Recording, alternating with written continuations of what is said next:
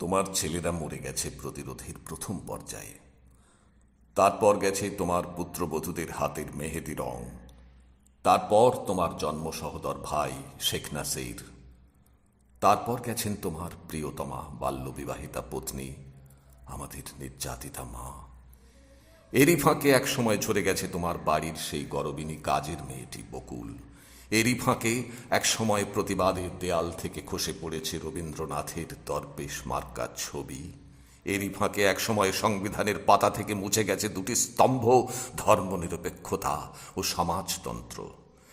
এরই ফাঁকে এক সময় তোমার গৃহের প্রহরীদের মধ্যে মরেছে দুজন প্রতিবাদী, কর্নেল জামিল ও নাম না জানা এক তরুণ, যাঁর জীবনের বিনিময়ে তোমাকে বাঁচাতে চেয়েছিল। তুমি কামান আর মৃত্যুর গর্জনে উঠে বসেছ বিছানায়। তোমার সেই কালো ফ্রেমের চশমা পড়েছ চোখে, লুঙ্গির ওপর সাদা ফিনফিনে ৭ই মার্চের পাঞ্জাবি, মুখে কালো পাইপ। তারপর হেঁটে গেছো বিভিন্ন কোঠায়, সারি সারি মৃতদেহগুলি তোমার কি তখন খুব অচেনা ঠেকেছিল? তোমার রাসেল, তোমার প্রিয়তমা পত্নীর সেই গুলিবিদ্ধ গ্রীবা, তোমার মেহেদি মাখা পুত্রবধূদের মুজিবাশ্রিত করতল, রবীন্দ্রনাথের ভুলুণ্ঠিত ছবি, তোমার সোনার বাংলা। সিঁড়ি বেয়ে নিচে নামবার আগে তুমি শেষবারের মতো পাপ স্পর্শহীন সংবিধানের পাতা উল্টিয়েছ।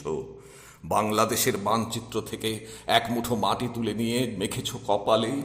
হয়তো তোমার কপালে আমাদের হয়ে পৃথিবীর দেয়া মাটির ফোঁটার শেষ তিলক। হায়, তোমার পা একবারও টলে উঠল না, চোখ কাঁপল না, তোমার বুক প্রসারিত হলো অভ্যুত্থানের গুলির অপচয় বন্ধ করতে। কেননা তুমি তো জানো, এক একটি গুলির মূল্য একজন কৃষকের একবেলার অন্নের চেয়ে বেশি। কেননা তুমি তো জানো, এক একটি গুলির মূল্য একজন শ্রমিকের একবেলার সিনেমা দেখার আনন্দের চেয়ে বেশি। মূল্যহীন শুধু তোমার জীবন, শুধু তোমার জীবন পিতা। তুমি হাত উঁচু করে দাঁড়ালে, বুক প্রসারিত করে কি আশ্চর্য আহ্বান জানালে আমাদের। আর আমরা তখন রুটিন মাফিক ট্রিগার টিপলাম। তোমার বক্ষ বিদীর্ণ করে হাজার হাজার পাখির ঝাঁক পাখা মেলে উড়ে গেল বেহেশতের দিকে। তারপর ডেড স্টপ।